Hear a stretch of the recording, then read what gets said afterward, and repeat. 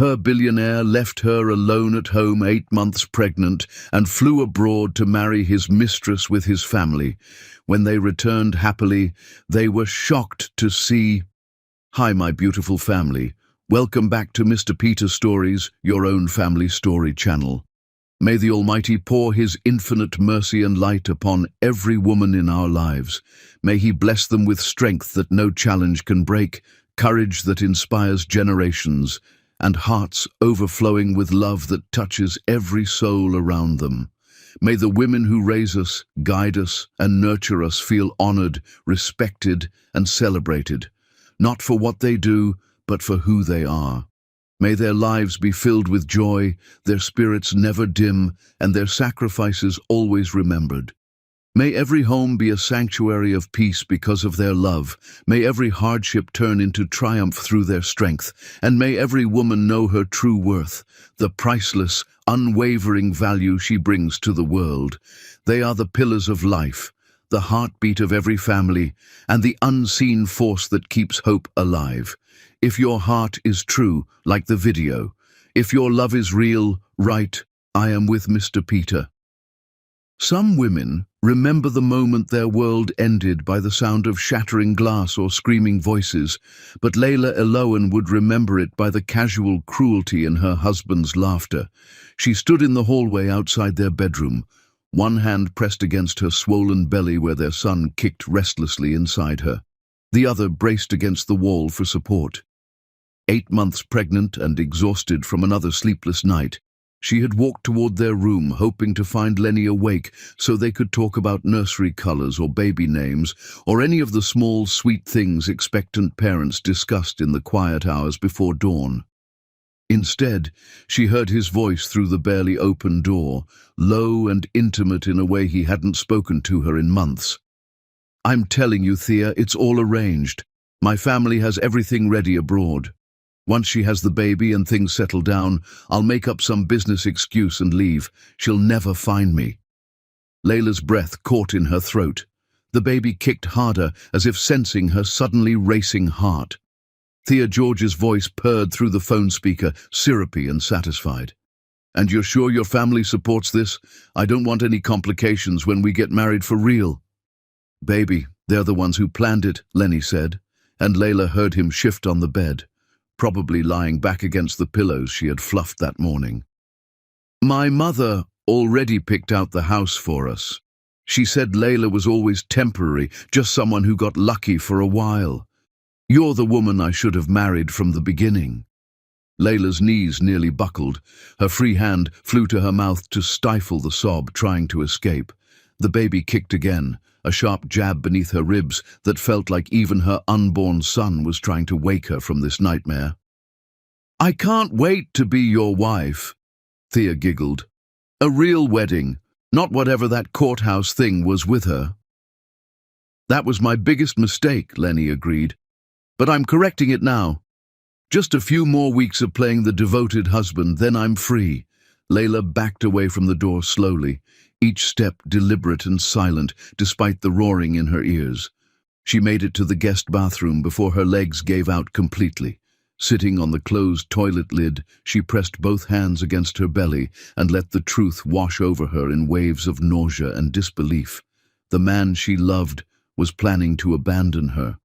Not in some distant future, but soon, after their baby was born, after she was most vulnerable and needed him most. Her mind raced backward through their relationship, desperately searching for signs she had missed. She remembered the day they met, when she was Dr. Layla Eloan, chief cardiac surgeon at the city's most prestigious hospital.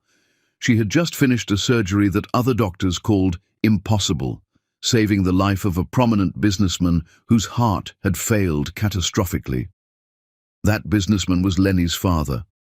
Lenny had come to thank her, devastatingly handsome in his grief and gratitude, and something in his eyes when he looked at her made her feel seen in a way she never had before.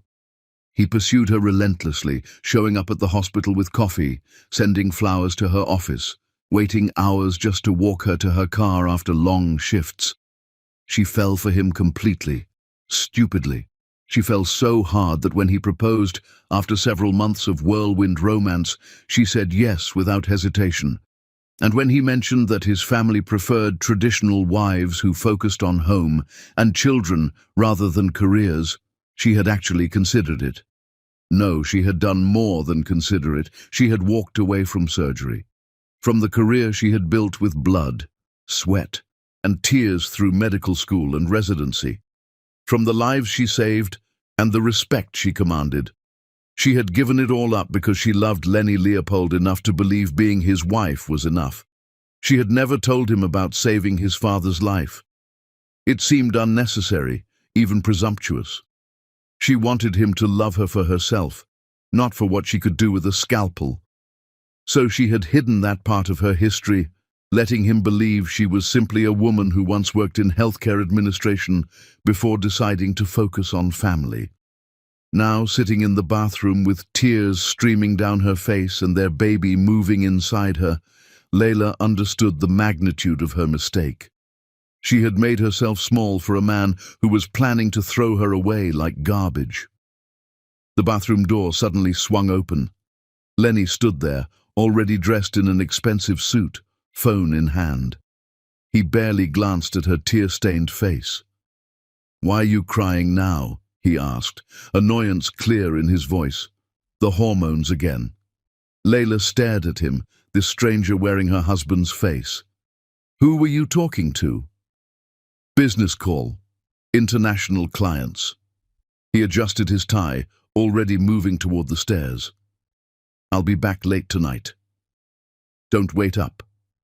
He was gone before she could respond, the front door slamming with finality. The sound of vehicles pulling up the driveway broke through her shock. Multiple vehicles. Layla pushed herself up from the toilet and walked slowly to the bedroom window that overlooked the front of the house. Her breath stopped completely. Lenny's entire family was emerging from luxury cars, all carrying suitcases. His mother, father, 2 brothers, their wives, even his grandmother.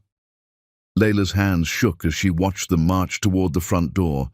She heard the door open downstairs, heard Lenny greeting them with enthusiasm he never showed her anymore, heard his mother's sharp laugh.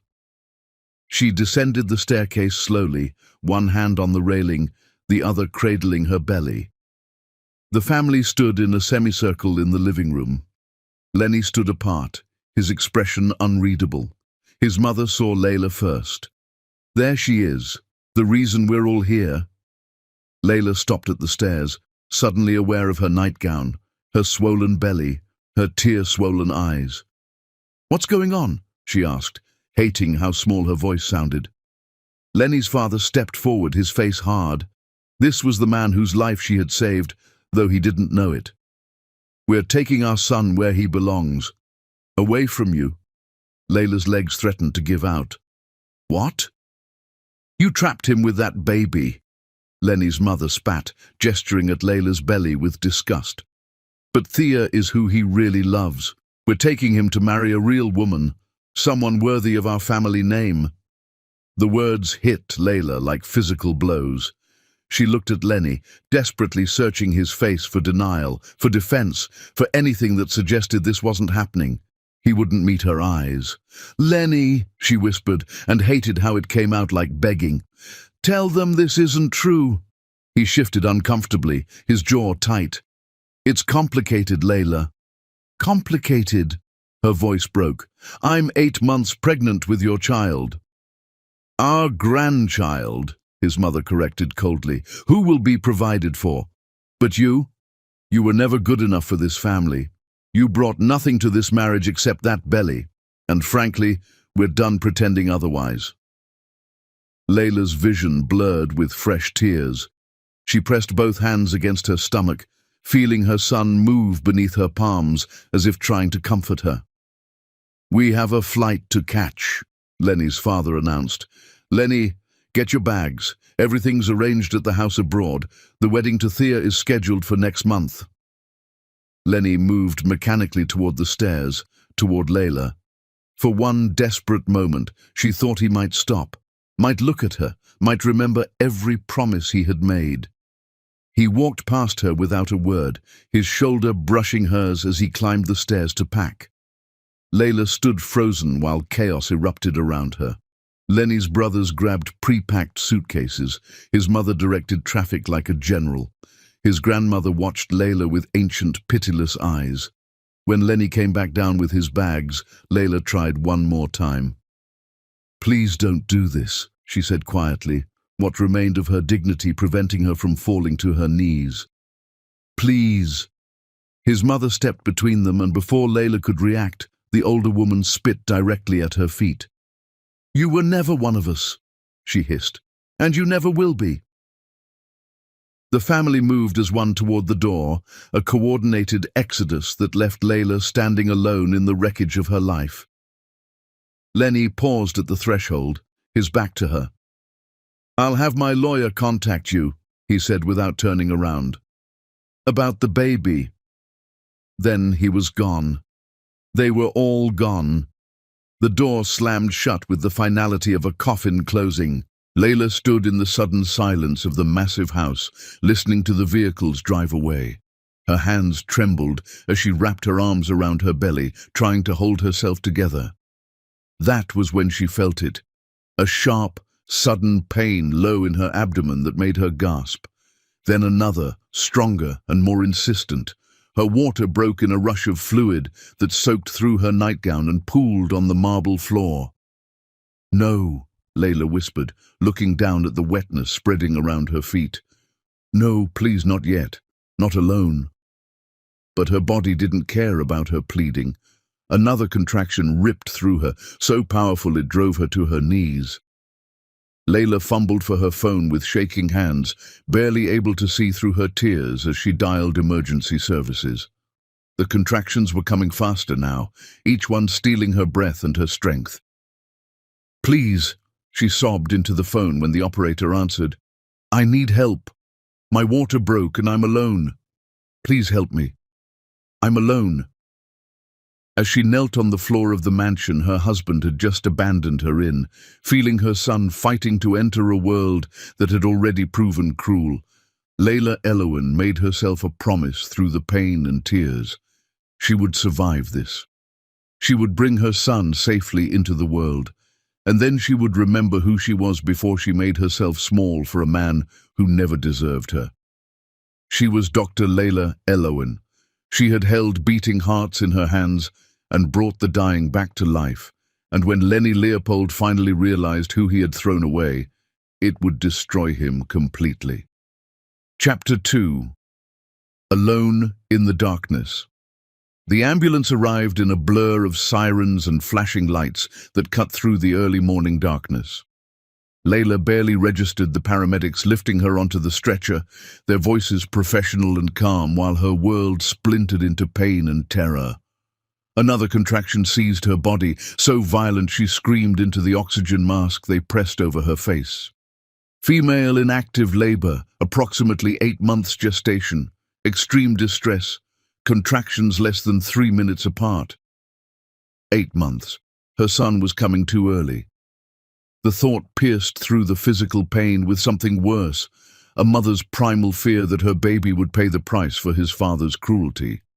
The ambulance raced through empty streets, while Layla gripped the stretcher rails with white-knuckled hands. The female paramedic squeezed her shoulder. "You're doing great, Mama. Just breathe. Is there anyone we should call? Your husband? Family?" Layla shook her head violently, tears streaming down her temples. The paramedic's expression softened with understanding. She'd probably seen this before, women laboring alone, abandoned. The hospital emergency entrance blazed with fluorescent light. They wheeled her through automatic doors and down hallways that smelled of disinfectant and fear. Nurses materialized, checking monitors, asking questions she could barely answer. "We need to get her to delivery now. This baby isn't waiting." They burst through delivery room doors. A doctor appeared at her side, already snapping on gloves. "Layla, I'm Dr. Martinez. I know this is terrifying, but you're in good hands. Your baby wants to meet you. Can you tell me if this is your first child?" Layla nodded, gasping as another contraction built. "Okay, first babies can be impatient too." Dr. Martinez examined her quickly, expression shifting. "You're almost fully dilated. This little one is ready. When the next contraction comes, I need you to push." Layla wanted to say she couldn't, that she wasn't strong enough. But the contraction came like a freight train, and her body took over. "That's it! Perfect! Again, Layla, push!" Time fractured into an endless cycle of pain and effort. Layla pushed until she thought her body would tear apart. Nurses held her legs, wiped sweat from her face, murmured encouragement. At some point she called out for Lenny, a broken sob that shamed her even as it left her lips. "You don't need him," a nurse whispered fiercely. "You're doing this, all by yourself. You're incredible." The words gave Layla something to hold on to. Maybe she could pretend to be incredible long enough to bring her son safely into the world. "One more big push, Layla. I can see his head." Layla gathered every shred of strength and pushed with everything in her. The pain peaked beyond endurance, then suddenly released. A baby's cry pierced the air, thin and reedy but absolutely perfect. "It's a boy," Dr. Martinez announced, lifting a tiny, squirming body. "A beautiful, healthy boy." They placed him on Layla's chest immediately, warm and slippery and impossibly small.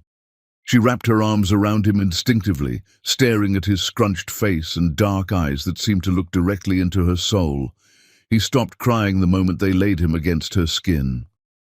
"Hi, baby," Layla whispered, her voice broken and raw. "Hi, my sweet boy. I'm your mama. I'm so sorry. I'm so sorry." The baby made a small sound, his tiny hand curling against her chest. Something in Layla's devastated heart shifted, hardened into something like steel wrapped in silk. This child would never doubt his worth. She would make sure of it. A nurse eventually took him to clean and weigh him while Dr. Martinez worked. Layla barely noticed. She couldn't stop thinking about her son's face. They moved her to a recovery room. A nurse brought her son back, swaddled in a hospital blanket with a tiny blue hat. Layla cradled him against her chest, overwhelmed by how perfectly he fit in her arms. "Have you chosen a name?" the nurse asked, preparing birth certificate paperwork. Layla looked down at her son's sleeping face. She and Lenny had discussed names before everything fell apart. He had wanted to name their son after his father. The thought of giving this innocent child any connection to that family made her physically ill. "Elijah," she said softly. "His name is Elijah Eloan." Her last name, not Lenny's. This baby belonged to her alone. The nurse smiled and wrote it down. After she left, Layla sat in the quiet room, holding Elijah while early morning light filtered through the window. She was a mother now, a single mother with no job, no family support, and a husband who had abandoned her hours before she gave birth. The reality settled over her like a weight, but beneath the fear, something else stirred. She had been Dr. Layla Eloan once, a surgeon so skilled that other doctors sent her their impossible cases. She had walked away from that life for love, but love had betrayed her. Maybe it was time to remember who she was before Lenny Leopold made her forget. A knock on the door interrupted her thoughts. Layla looked up, expecting another nurse, and instead found herself staring at Dr. Harrison, her silver-haired mentor from residency. "Layla." His voice carried shock and something that might have been joy. "Is that really you?" She couldn't answer. Seeing him here felt like the universe was trying to tell her something. Dr. Harrison stepped into the room, his eyes moving from her face to the baby and back. His expression shifted to gentle concern. "I was checking on a patient when I saw your name on the delivery board. Dr. Layla Eloan. I thought there must be some mistake. You disappeared years ago." "I did," Layla whispered. "Why?" How could she explain that she had thrown away her career for a man who threw her away pregnant? Dr. Harrison moved closer, looking down at Elijah. "He's beautiful," Where's the father? Layla's face must have answered because Dr. Harrison's jaw tightened with understanding and anger. I see. He pulled up a chair. Layla, I don't know what happened to bring you to this moment, but I need you to know something. The hospital has been struggling since you left. We've lost patients that you would have saved. The cardiac surgery department isn't the same without you. Dr. Harrison, let me finish. I know you must be overwhelmed right now. You just gave birth alone, which tells me everything. But I want you to consider something. Your hands were made to hold beating hearts and bring people back from death. You gave that up once. Don't give it up forever. Layla looked down at Elijah. I have a son now. I can't just...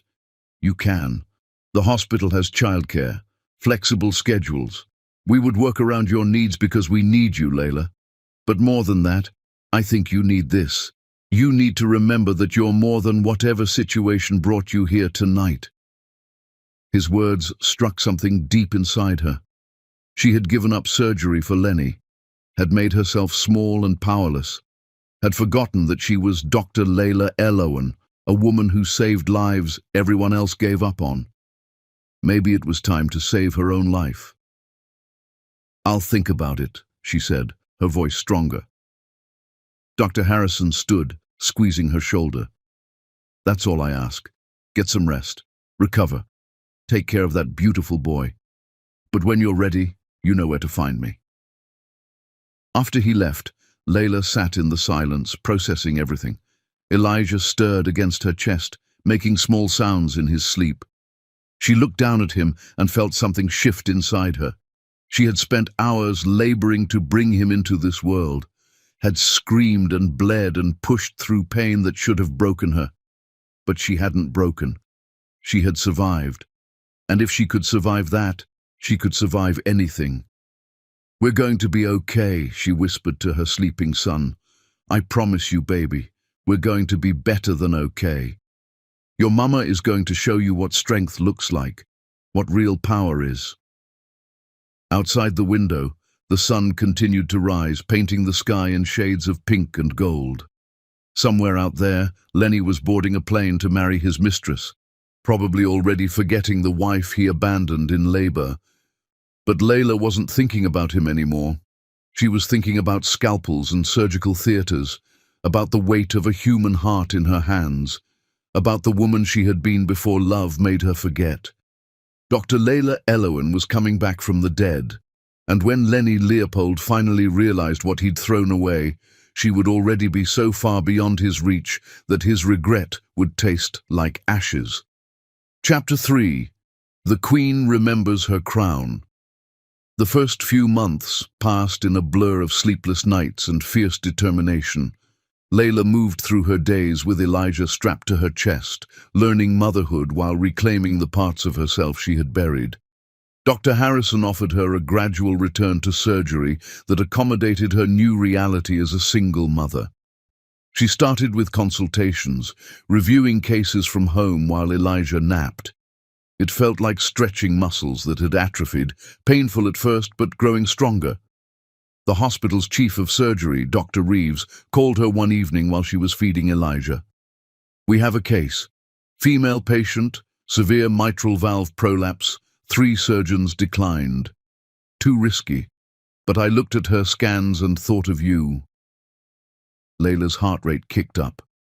Tell me about her. Mid-40s, otherwise healthy, but the valve damage is extensive. Survival chances less than 30%. Layla shifted Elijah higher. Send me the scans. I'll review them tonight. Layla, you just had a baby.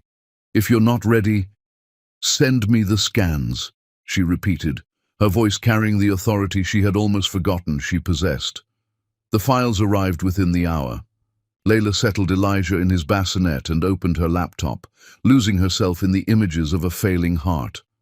The valve was severely damaged, but as she studied the scans, something clicked in her mind. She could see the path, the precise approach, the angle, the technique that might save this woman's life. Her hands tingled with the memory of sutures and scalpels. Her body remembered. She called Dr. Reeves back at midnight. "I'll do it, but I need the best surgical team. I need Dr. Harrison assisting, and everyone understands that once I'm in that operating room, my word is final." Dr. Reeves's relieved laugh came through. "Dr. Elowen, you never lost your edge, did you?" "I lost it for a while," Layla admitted, glancing at Elijah. "But I found it again." The surgery was scheduled for the following week. Layla spent every spare moment reviewing the procedure, her hands practicing motions in the air while Elijah watched with curious eyes. She arranged for a colleague's wife to watch him during the surgery. The morning of the surgery, Layla stood in the scrub room, methodically washing her hands and forearms. Dr. Harrison appeared beside her, already scrubbed. "How do you feel?" he asked. "Like I'm exactly where I'm supposed to be," Layla answered honestly. They entered the operating theater together. The patient lay anesthetized on the table, her chest prepped and draped.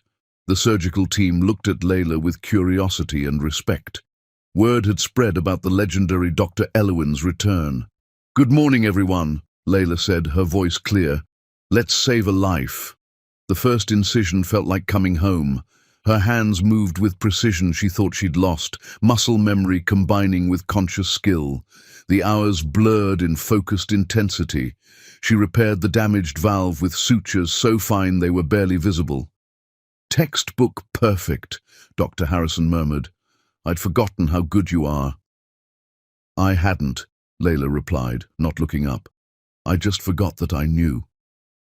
When the valve was repaired and the heart was closing, prepared to beat on its own again, Layla felt something shift inside her chest.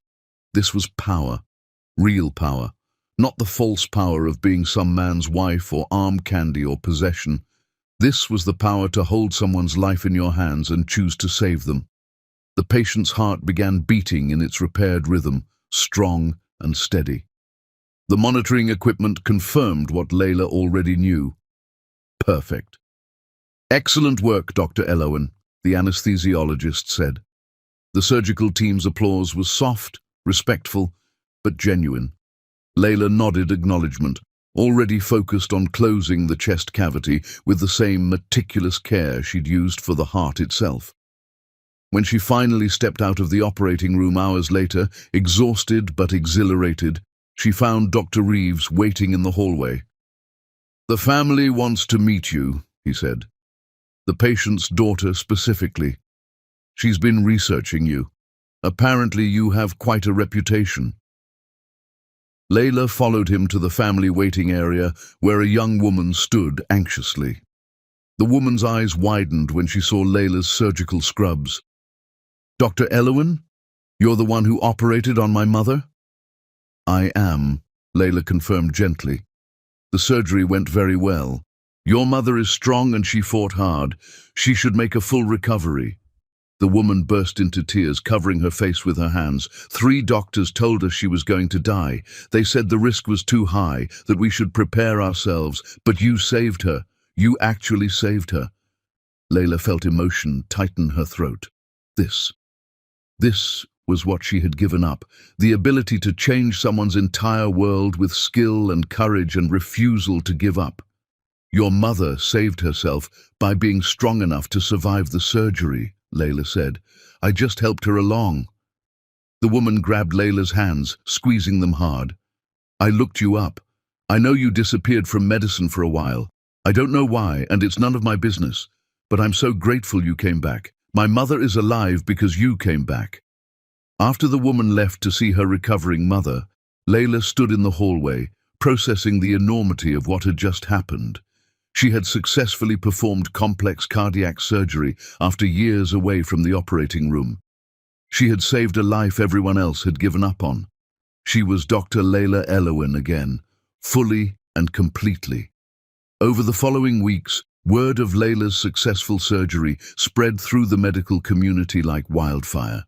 Referrals began pouring in, doctors sending her their most challenging cardiac cases, patients arriving at the hospital specifically requesting her.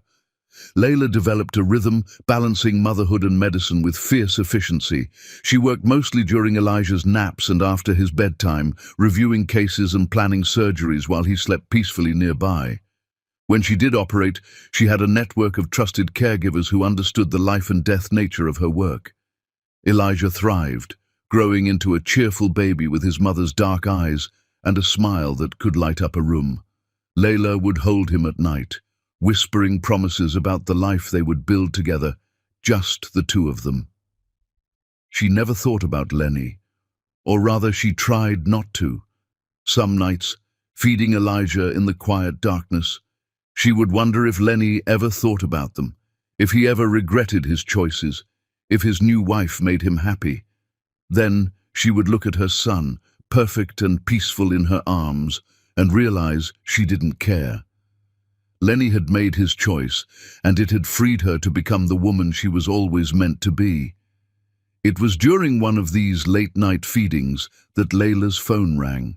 Dr. Harrison's name appeared on the screen. "I'm sorry to call so late," he said when she answered. "But I wanted you to hear this from me before you heard it somewhere else. We had a consultation request come through tonight. High-profile patient, critical cardiac situation."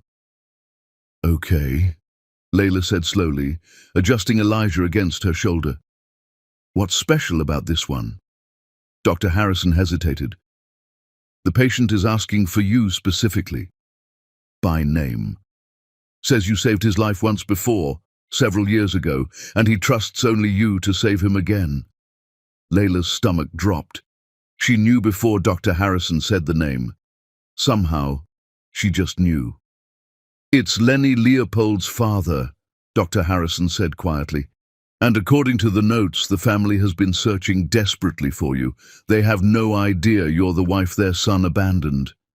Layla's hand tightened on her phone. The universe had a vicious sense of irony. "What's his condition?" she asked, her voice professionally neutral. "Severe heart failure, same issues as before, but worse now. Every cardiologist they've consulted has said the same thing. Only one surgeon has ever successfully operated on his particular condition. Only one surgeon they trust to try again." "Me," Layla finished. "You," Dr. Harrison confirmed. "The question is, are you going to do it?" Layla looked down at Elijah, now asleep in her arms, milk-drunk and content. She thought about Lenny's mother spitting at her feet, about his father's contemptuous expression as he told her she wasn't good enough for their family, about the entire Leopold family boarding planes to watch Lenny marry another woman while leaving her alone and pregnant. They had no idea who she was, no idea that the desperate, abandoned wife was the legendary surgeon they were searching for. A slow smile spread across Layla's face.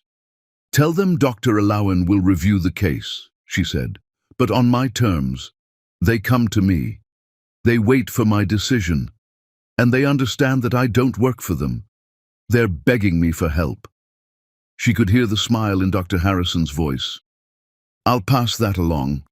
Layla, whatever you're planning, just remember that I'm a doctor and my oath is to save lives." Layla interrupted. "I remember Harrison. I'll save him. But first, they're going to learn exactly who they threw away." After she hung up, Layla sat in the darkness, her mind already spinning with possibilities. The Leopolds were coming to her, desperate and afraid, not knowing that the woman they had treated like garbage was the only person who could save them. Karma, it seemed, had a wicked sense of timing. She would save Lenny's father's life, but not before making them all understand the magnitude of their mistake. Not before showing them that the woman they abandoned pregnant was more powerful than they had ever imagined. Layla kissed Elijah's forehead softly. "Your mama is about to show them what a real queen looks like," she whispered. "And baby, it's going to be beautiful." Chapter 4. The Knock on Heaven's Door. The consultation request came through official channels within days, loaded with urgency that bordered on desperation. Layla sat in her home office, Elijah playing contentedly nearby with soft toys, and reviewed the medical files. Lenny's father's condition had deteriorated significantly. The heart she had saved years ago was failing again, the damage more extensive. It was a miracle he was still alive. The file included a personal letter, handwritten on expensive stationery. "Dr. Alawan, you saved my life once before, though we never met face to face. I was told you were a miracle worker, and you proved it. Now I find myself in desperate need of another miracle. I am prepared to offer whatever compensation you require. Please, you are my only hope." The signature was shaky but legible. The handwriting of a dying man. Layla looked at her son, watching Elijah grab at a stuffed animal with his tiny hands. She felt the weight of her oath as a doctor, the responsibility to save lives, even lives belonging to people who had hurt her. She would do this surgery, but first they would understand exactly who they were dealing with. Layla drafted her response carefully. "I have reviewed your case and am willing to consult. However, I do not travel to patients. You will come to my hospital, at my convenience. My decision to operate is not guaranteed. My schedule is demanding, as I am also a single mother. If you wish to discuss your case, these are my terms." She hit send before she could second-guess herself. The response came back within the hour. "We accept all terms. When can we meet?" Layla scheduled the consultation for the following week, deliberately choosing a time that would require the Leopold family to rearrange their lives. She spent the days leading up to it preparing meticulously, reviewing every detail. Dr. Harrison appeared in her office the day before the consultation. "The Leopold family arrived in the city yesterday. They've been calling the hospital every few hours, asking about you. They seem very anxious to meet the famous Dr. Alawan." "Good," Layla said simply. Dr. Harrison studied her carefully. "You know, you still haven't told me your connection to this family. You'll see tomorrow. Just do me a favor. Don't tell them anything about me except my professional credentials." The morning of the consultation, Layla dressed with deliberate care. A perfectly tailored suit that spoke of success and authority, her hair swept back elegantly. She looked at herself in the mirror and saw power reflected back. Dr. Alawan, surgeon, mother, survivor. She arranged for Elijah to spend the day with her trusted caregiver, kissing his soft cheek before she left. "Mama has to go remind some people who they're dealing with," she whispered. "I'll be back soon, baby boy." The consultation was scheduled in one of the hospital's private conference rooms. Layla arrived deliberately late, letting them wait. She stood outside the door for a moment, steadying herself, then pushed it open with confidence. The Leopold family turned as one to stare at her. Layla watched their faces carefully. Confusion first as they tried to place her. Then slowly, horrifyingly, recognition bloomed like poison flowers. Lenny's mother went pale, her hand flying to her throat. Lenny's father, sitting in a wheelchair, gripped the armrests until his knuckles went white, and Lenny himself, standing behind his father's wheelchair, looked like he'd seen a ghost. "Hello," Layla said calmly, closing the door. "I'm Dr. Layla Alawan. I understand you need my help." The silence was absolute. It was Lenny's father who spoke first, his voice shaking. You're Dr. Alawan? You're the surgeon who saved my life?" "I am. I was Dr. Alawan when I performed your previous surgery several years ago, before I became your son's wife." Lenny made a strangled sound. "Layla." "Dr. Alawan," she corrected sharply. "In this hospital, in this context, you will address me as Dr. Alawan. Are we clear?" He nodded mutely. Layla turned her attention back to Lenny's father. "I've reviewed your current scans. Your condition is serious. The previous repair is failing and the damage has progressed significantly. Without intervention, you have perhaps months to live. With surgery, your chances of survival are approximately 50%. "But you can do it?" the old man asked desperately. You can save me again? I can try. I am possibly the only surgeon in the country with the specific expertise to attempt this procedure. But before we discuss whether I will operate, I need to understand something. She leaned forward slightly. Did any of you recognize my name when you began searching for Dr. Elowen? Lenny's mother found her voice, though it trembled. You never told us. You said you worked in healthcare administration. I was a surgeon, chief of cardiac surgery at this hospital. I gave up my career when I married your son because he said his family preferred traditional wives. I walked away from everything I had built because I loved him enough to believe that being his wife was enough. She paused, letting that sink in. And then your son abandoned me, 8 months pregnant, alone in a house that belonged to me, while your entire family boarded planes to watch him marry his mistress abroad. Do you remember that day? Lenny's mother's face crumpled. We didn't know. We didn't know you were a surgeon, a woman of value, someone worthy of basic human decency. I shouldn't have needed to be a surgeon for you to treat me with respect. I shouldn't have needed to be anything other than the mother of your grandchild. Please, Lenny's father said, tears streaming down his face. Please, I'm sorry. We were terrible to you. We were cruel and wrong. But I'm begging you, please don't let our mistakes cost me my life. Layla looked at him, this powerful man reduced to begging, and felt the complexity of her emotions. Anger, yes, but also pity. And beneath it all, her fundamental commitment to her oath. Where is your new wife? She asked Lenny directly. Thea, wasn't it? Lenny's jaw tightened. Thea and I are no longer together. She left months ago. I see. And how is your life treating you these days, Lenny? Happy with your choices? He couldn't meet her eyes. No, I'm not happy. I made the worst mistake of my life when I left you. I've regretted it every single day since. That must be difficult for you, Layla said, her tone carrying just enough edge. She turned back to his father. I will operate on you. Not because your family deserves my help, but because I took an oath to save lives regardless of personal feelings. However, I have conditions. Anything, the old man said immediately. This isn't about money. First condition, you will publicly acknowledge that I saved your life, both times.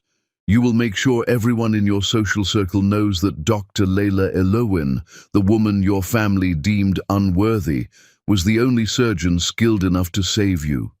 Done, he agreed. Second condition, you will meet your grandson. His name is Elijah and he is perfect and beautiful. But understand this clearly, he is my son, raised by me alone, and you will never, ever question my worth as his mother or as a woman again. Lenny's mother was openly crying. Can we see him? Please, can we meet our grandson? After the surgery.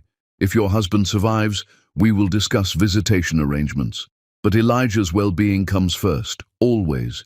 Those are non-negotiable terms. We understand, Lenny's father said, and we agree to everything. Please, Dr. Elowen, save my life, and I swear to you, we will spend the rest of our days trying to make up for what we did. Layla stood, smoothing her skirt. The surgery is scheduled for next week. My assistant will provide you with all the pre-operative instructions. Follow them exactly. Your son may contact my office if you have questions, but he will communicate through my staff. I have no desire for personal interactions. She moved toward the door, then paused, looking back one more time. One more thing. I want you to understand something. I didn't become powerful to spite you. I didn't reclaim my career to make you regret your choices. I did it because I remembered that I am more than what any man or family decides I'm worth. I did it for me and for my son. Your regret is simply a consequence, not the goal. Remember that. She left them sitting in shocked silence. Dr. Harrison was waiting in the hallway, having obviously been listening. His expression mixed pride and concern. That was either the most professionally appropriate revenge I've ever witnessed, or the most dangerous emotional situation I've seen a surgeon walk into. I'm not sure which. It's both, Layla admitted, but I meant what I said. I'll save him because that's who I am. What they do with that gift afterward is up to them. She walked toward her office, her heels clicking with authority on the polished floor. Behind her, she heard raised voices from the conference room, Lenny's family arguing among themselves, the weight of their mistakes finally hitting them. Layla felt no satisfaction in their pain, only a deep, settling sense of justice.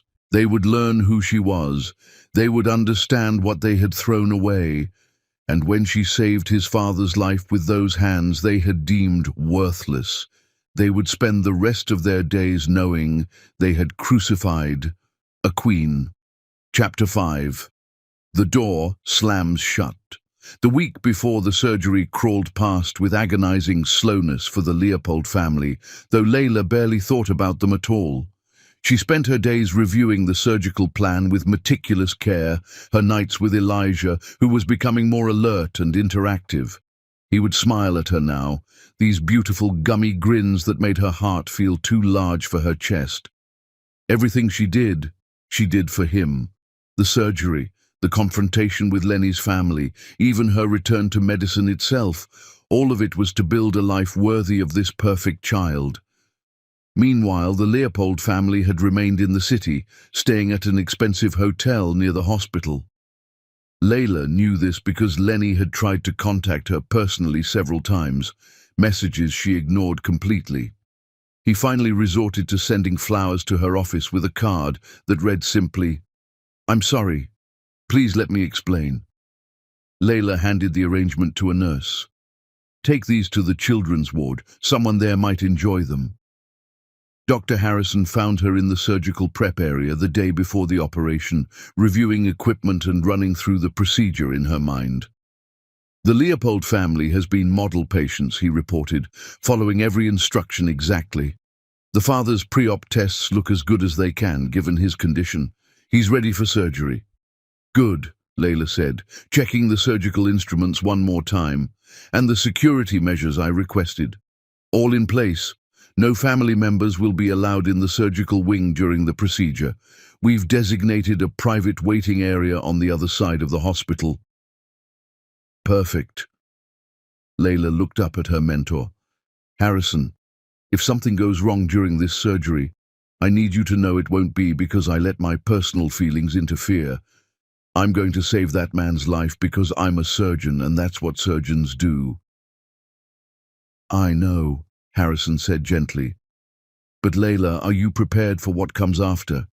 If you successfully save him, that family is going to be in your life. They're going to want access to you, to Elijah. Are you ready for that?" Layla thought about it carefully. "They threw me away when they thought I was powerless. Now they're going to learn what it means to need me, to owe me everything. I think I can handle that." The night before the surgery, Layla held Elijah close, breathing in his baby scent, feeling his warm weight against her chest. "Tomorrow, Mama is going to save a man's life," she whispered to him. "A man who was cruel to me, whose family hurt us. But I'm going to save him anyway, because that's what strong people do. We don't become like the people who hurt us. We stay true to ourselves. Remember that when you're older, baby. Remember that being powerful doesn't mean being cruel." Elijah yawned, his tiny fist curling against her shirt. He had no idea the significance of tomorrow, no understanding of the web of history and pain and redemption that surrounded this surgery. He just knew his mother's heartbeat and her love, and for now, that was enough. The morning of the surgery arrived with the pre-dawn darkness that Layla had always loved. She dressed in her surgical scrubs with the reverence of a warrior donning armor. Every step of her preparation ritual was deliberate and precise. The hospital corridors were quiet at this hour, peaceful in the way only hospitals at dawn could be.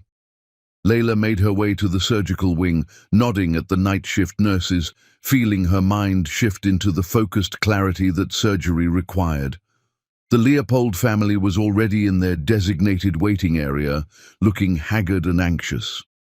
Layla glimpsed them as she passed, noted Lenny pacing while his mother sat with her head bowed in prayer.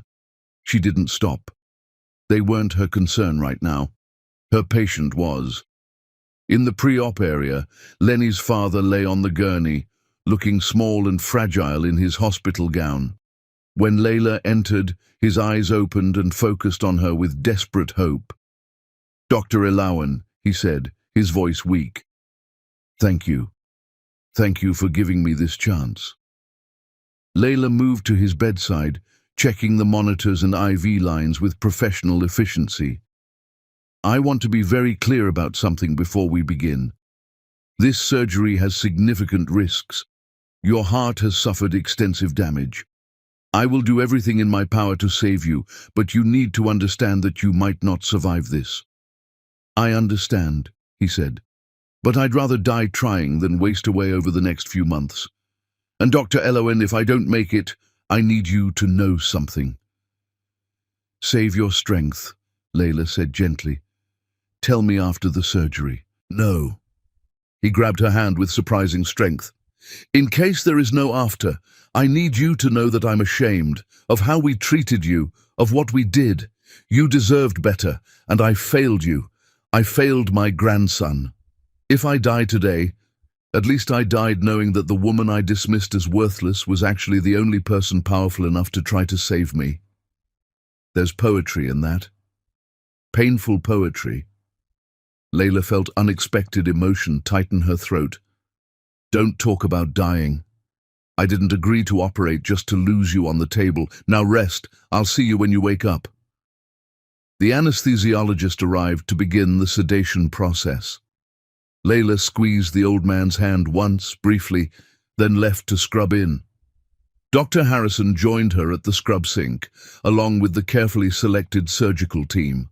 Everyone knew the stakes of this operation, the delicate nature of the repair they were attempting. "Ready?" Harrison asked. "Always," Layla replied. The operating theater was cool and bright, every surface sterile and prepared. Lenny's father was already unconscious on the table, his chest draped and exposed. Layla took her position, scalpel in hand, and felt the familiar calm settle over her. This was where she belonged, not in some mansion playing housewife to a man who didn't value her. Here, with a life balanced on the edge of her skill and determination. "Let's begin," she said. The first incision was perfect, as always. Blood welled up and was immediately suctioned away. Layla worked with steady precision, opening the chest cavity, exposing the heart that she had repaired once before. The damage was worse than the scans had indicated. She heard Harrison's sharp intake of breath when he saw the extent of the deterioration.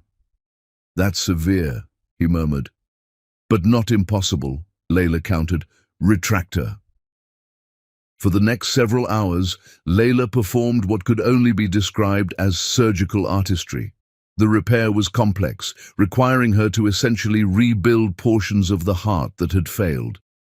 She worked with absolute focus, her hands steady, her mind calculating every move 3 steps ahead.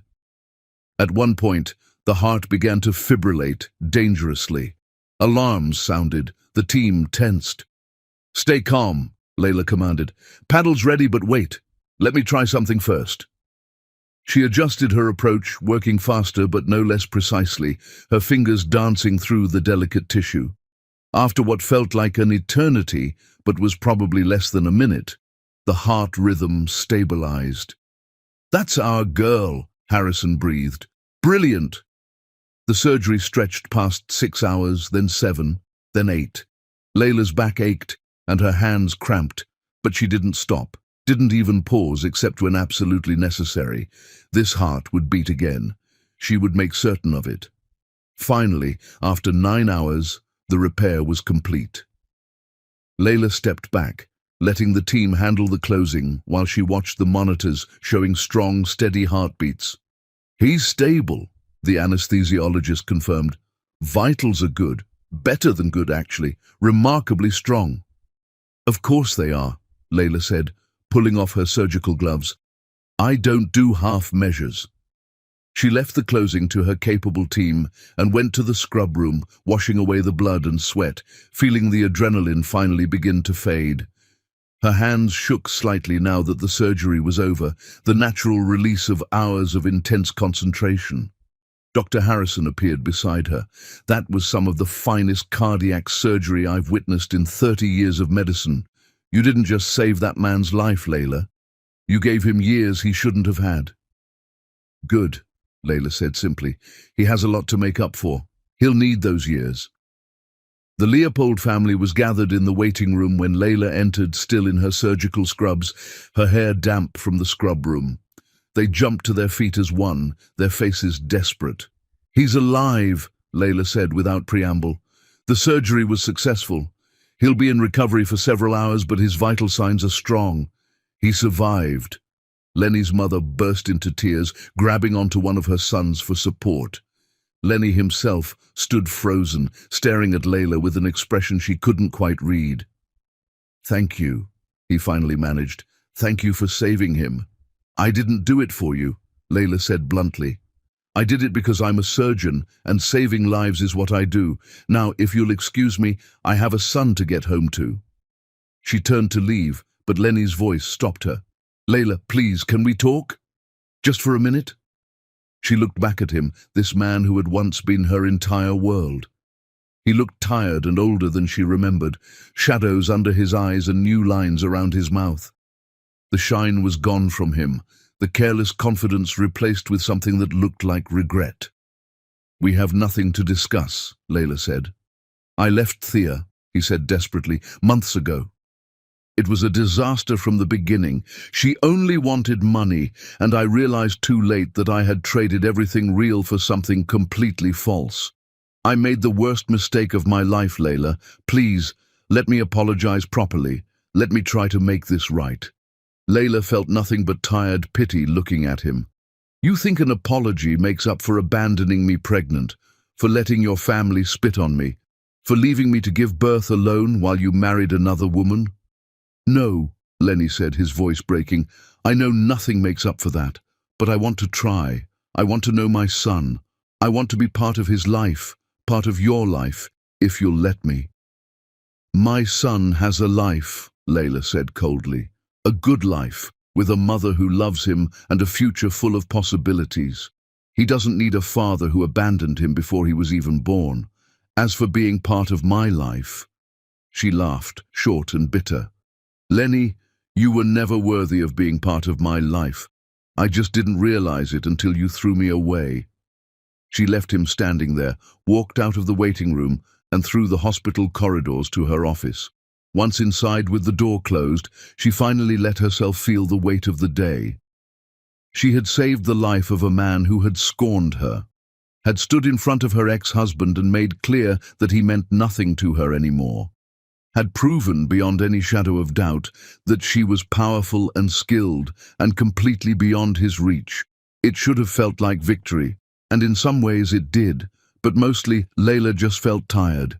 She pulled out her phone and looked at the photo she'd taken of Elijah that morning, his smile bright and beautiful. This was what mattered, not revenge or proving points or making people regret their choices.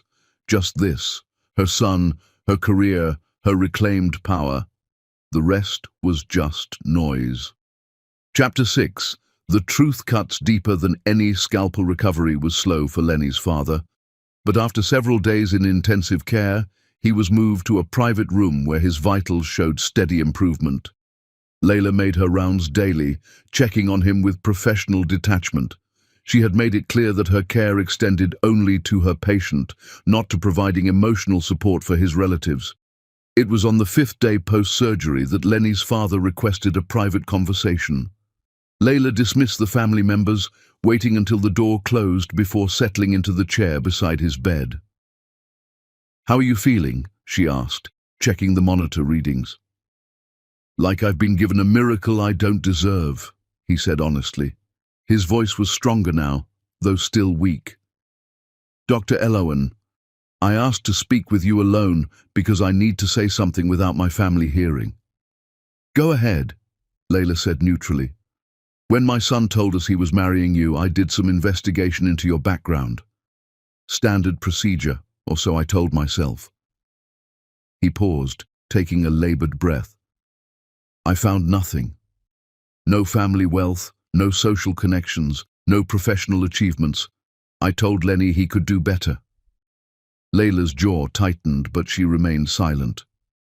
What I didn't know, he continued, was that the reason I found nothing was because you had deliberately hidden who you were, because you loved my son enough to want him to love you for yourself, not for your accomplishments or skills.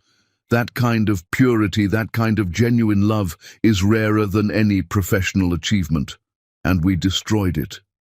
Yes, Layla said simply. You did. I remember now, the old man said, tears sliding down his weathered face.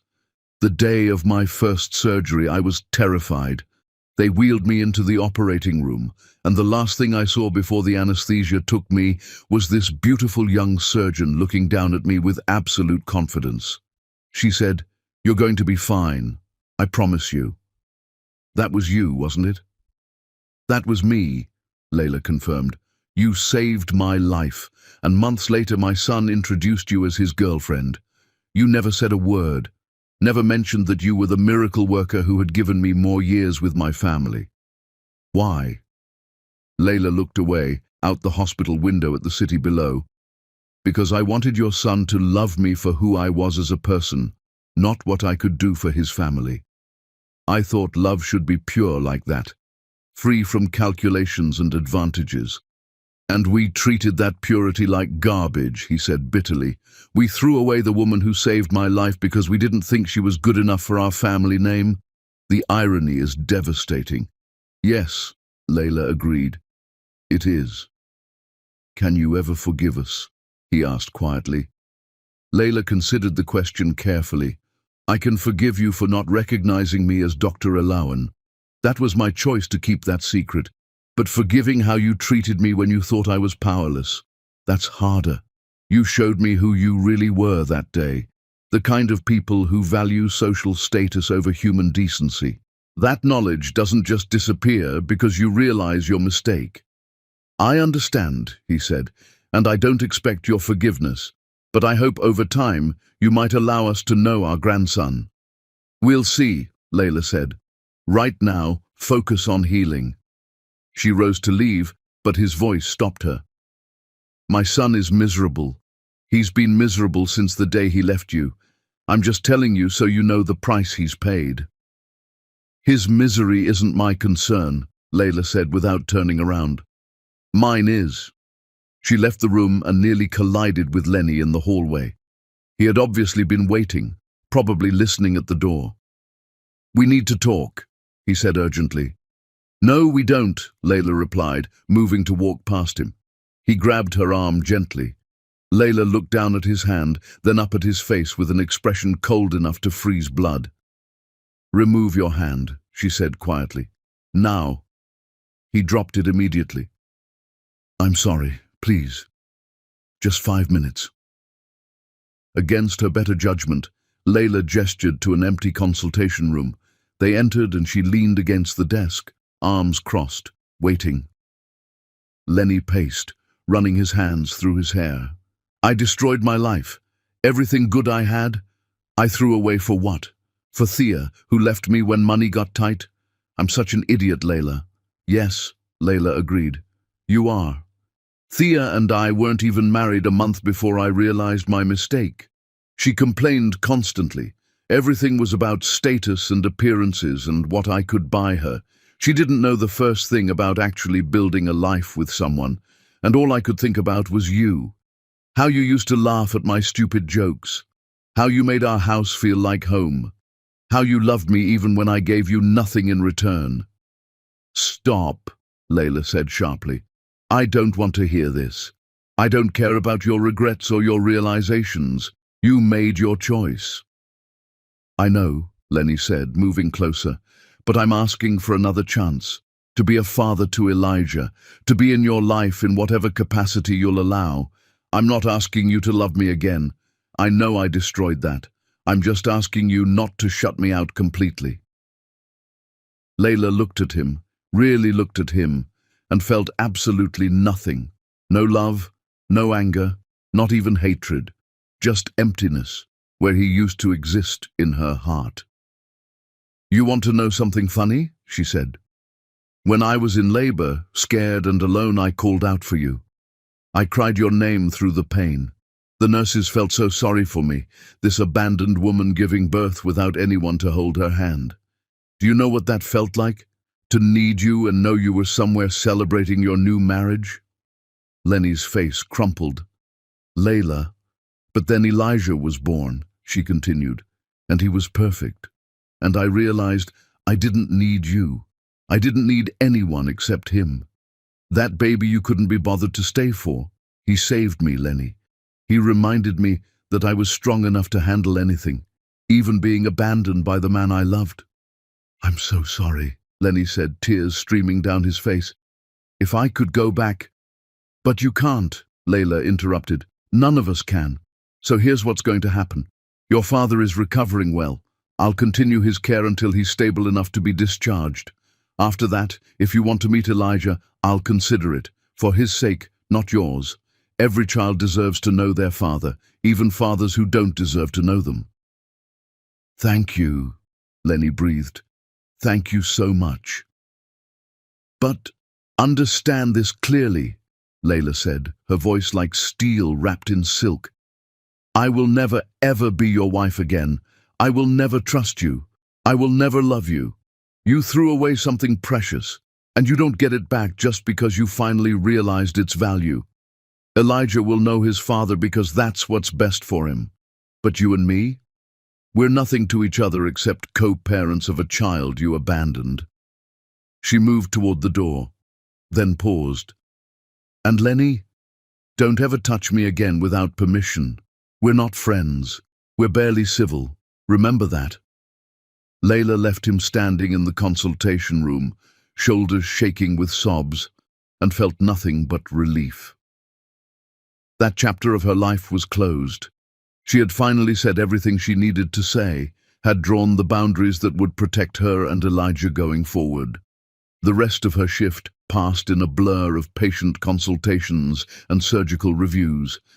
By the time she left the hospital, evening had settled over the city, streetlights beginning to glow in the dusk. Layla picked up Elijah from her caregiver's house, holding him close as he babbled happily about his day in the nonsense language of babies. His joy was infectious, uncomplicated, and pure. "Mama had a long day," she told him, buckling him into his car seat. "But we're going home now, baby. Just you and me." As she drove through the city toward their home, Layla realized something important. She wasn't the same woman who had been abandoned, pregnant, and desperate. That woman had been broken by betrayal, had questioned her worth, had forgotten her power. The woman driving this car, singing softly to her son, was someone different, stronger, clearer, completely uninterested in the approval or love of people who had proven themselves unworthy. Dr. Layla Elowen had returned from the dead, and she was never making herself small for anyone ever again. Chapter 7. Identity revealed. Word spread through the city's social circles with the speed of wildfire. The Leopold family, once pillars of society, had been saved by the very woman they'd scorned. The gossip was delicious, the irony too perfect to resist. Layla heard about it from Dr. Reeves, who appeared in her office grinning. "You're becoming quite famous. Apparently the social elite can't stop talking about the surgeon who saved her ex-father-in-law after being abandoned pregnant. You're either a saint or a calculated genius, depending on who's telling the story." "I'm neither," Layla said, not looking up from her chart. "I'm just a doctor doing my job. A doctor who happens to have the most dramatic backstory I've heard in my entire career. Layla, you know what this means, right? Every high society family in this city is going to want you as their surgeon now." He was right. Over the following days, referrals poured in from wealthy families. Her schedule filled months in advance. But the attention wasn't all professional. The media picked up the story, framing it as a tale of female empowerment and resilience. A local news station requested an interview. A magazine wanted to feature her. Layla turned them all down. This wasn't about publicity or revenge. This was about building a life for Elijah. What she couldn't avoid was the social reckoning happening to the Leopold family. Lenny's mother called her office repeatedly, eventually reaching Layla through sheer persistence. "Dr. Elowen, please. I need to apologize to you properly, not over the phone, but in person." Layla agreed to meet her at a cafe near the hospital, neutral territory. She arranged for Elijah to spend the afternoon with Dr. Harrison's wife. Lenny's mother was already seated when Layla arrived, looking smaller and older than she remembered. The woman who had spit at her feet now sat hunched over tea, her hands trembling. "Thank you for coming," she said. "I wasn't sure you would." "I almost didn't," Layla admitted. "What do you want?" "To apologize, to beg for your forgiveness, to explain, if you'll let me, why I was so cruel." "Explanations aren't excuses," Layla said coolly. "I know." The older woman took a shaky breath. "I was raised in a world where a woman's value was measured by what family she came from. My own mother drilled it into me that we had to protect our family's status at all costs. When Lenny brought you home, you seemed lovely, but I couldn't find your pedigree. No prominent family name, just a woman who worked in hospital administration." "So you decided I wasn't good enough," Layla finished. "Yes, and I was horribly, inexcusably wrong. But it wasn't really about you. It was about my own insecurities, my fear that if Lenny married someone without the right background, it reflected poorly on how I raised him." Layla stirred her coffee. "And the spitting, the cruelty when I was 8 months pregnant." Shame colored the older woman's face. "There's no excuse for that. I was angry that you trapped my son with a pregnancy, or so I told myself. Really, I think I was just trying to prove to myself that I was right about you being wrong for him." "You succeeded," Layla said. "You made me feel worthless that day." "I'm so sorry," Lenny's mother said, tears spilling over. "I'm so ashamed of who I was, what I did. And now, knowing that you were Dr. Elowen all along, I can barely live with myself." "Good," Layla said bluntly. "You should struggle with it. You should feel that shame every day." They sat in silence for a moment. Finally, Layla spoke. "I'll tell you what I told your husband. I can forgive you for not recognizing me as the surgeon who saved him. That was my choice to hide. But forgiving how you treated me when you thought I had no power, that's different. That revealed your true character." "You're right," Lenny's mother said, "and I don't expect forgiveness, but I'm hoping you'll let us know our grandson." Layla thought about Elijah, his beautiful smile and innocent joy. He deserved to know his extended family if they could prove themselves worthy. "I'll consider it. But understand that my son's well-being is my only priority. If I sense for even a moment that your family's toxicity might affect him, you'll never see him again." "We accept," the older woman said immediately. "Whatever you decide, whenever you're ready. And Dr. Elowen, thank you for saving my husband, for giving us this chance." After the meeting ended, Layla walked back to the hospital feeling emotionally drained. She stopped by Dr. Harrison's office to collect Elijah, finding him happily playing with blocks. "How did it go?" Harrison asked quietly. "Complicated," Layla admitted. "They're sorry. Genuinely, I think. But sorry doesn't undo the damage." "No," Harrison agreed, "but maybe over time it can start to heal it. For Elijah's sake, if nothing else." Layla gathered her son into her arms, breathing in his baby scent. "I don't know if I can ever truly forgive them, but maybe I can learn to coexist with them. For him." That evening, Layla received an unexpected visitor. Her doorbell rang just as she was putting Elijah down for the night. Through the peephole, she saw Lenny standing on her porch, looking nervous.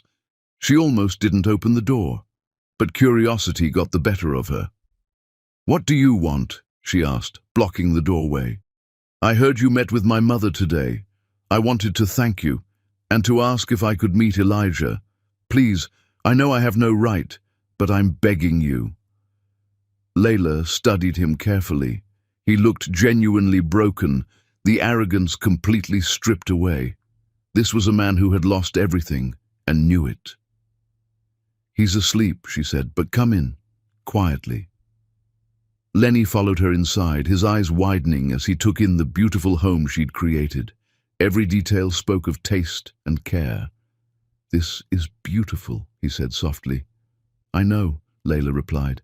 "I built it myself, for me and Elijah." She led him to the nursery where Elijah slept peacefully, one tiny fist curled near his face.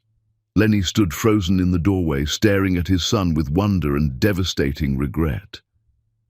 "He's perfect," Lenny whispered. "Yes, he is," Layla agreed. "And he's been perfect since the day he was born, while you were celebrating your wedding to another woman." Lenny flinched but didn't look away from Elijah. "What have I done? What have I thrown away?" "Everything," Layla said simply. "You threw away everything." They stood together in the quiet nursery, watching their son sleep. Two people who had created a life together, but would never be together again.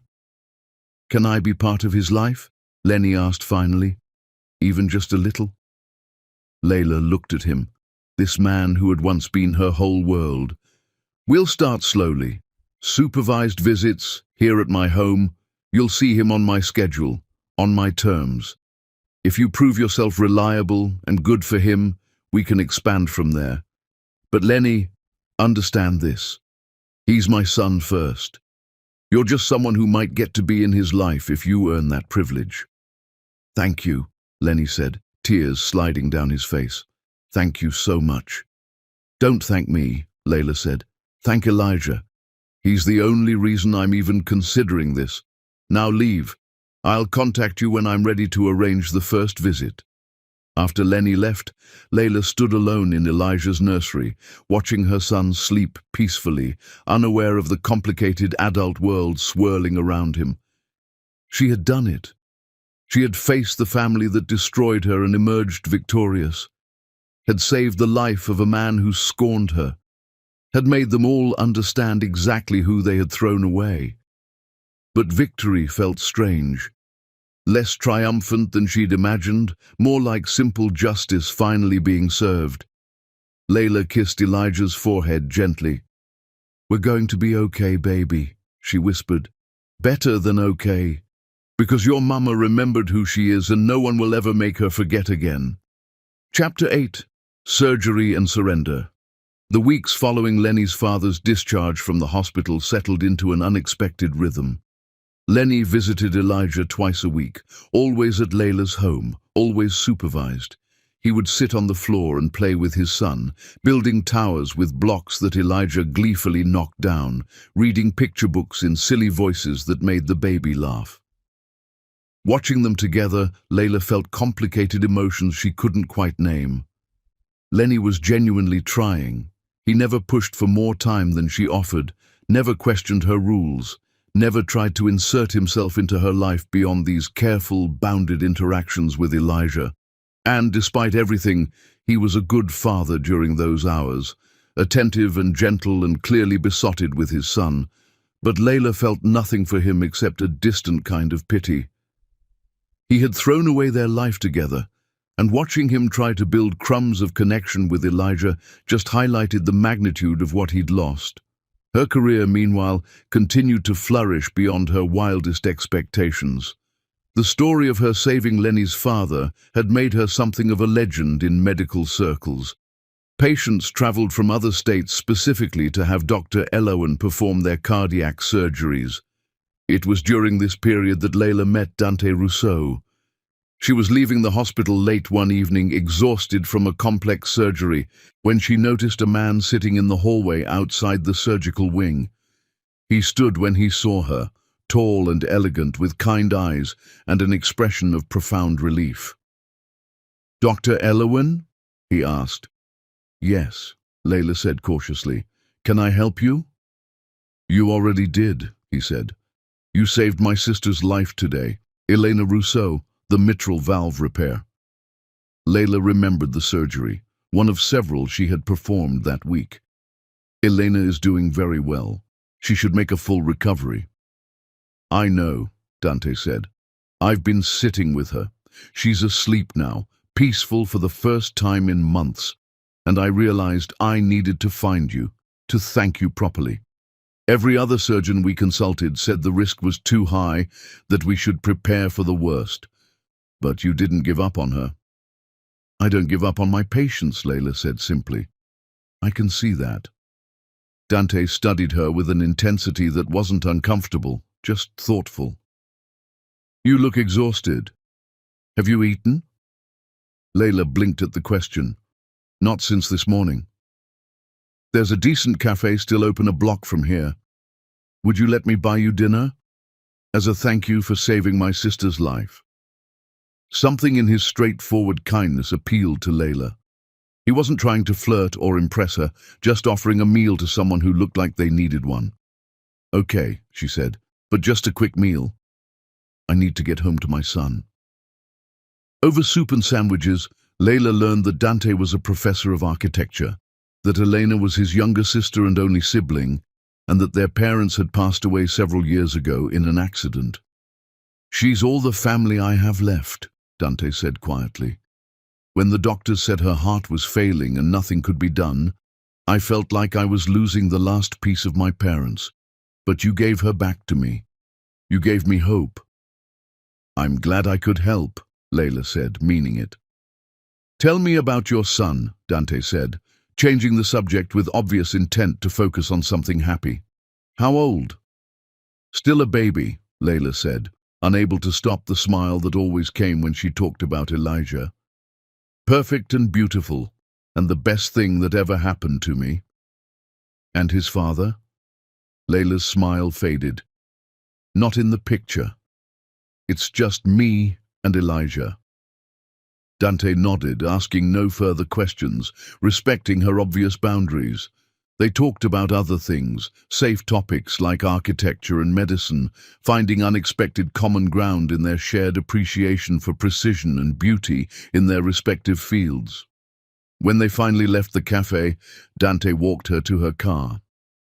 Thank you for dinner, Layla said, and for the company.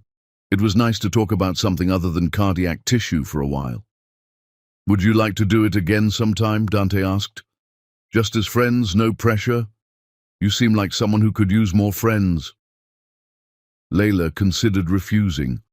Her life was complicated enough without adding new people to it. But something about Dante's genuine kindness, his lack of agenda, appealed to her. Maybe, she said. Let me think about it. Fair enough, Dante said, smiling. I'll be visiting Elena daily until she's discharged. Maybe I'll see you around. Over the next few weeks, Layla did see him around. He was always there during Elena's recovery, and somehow they kept running into each other.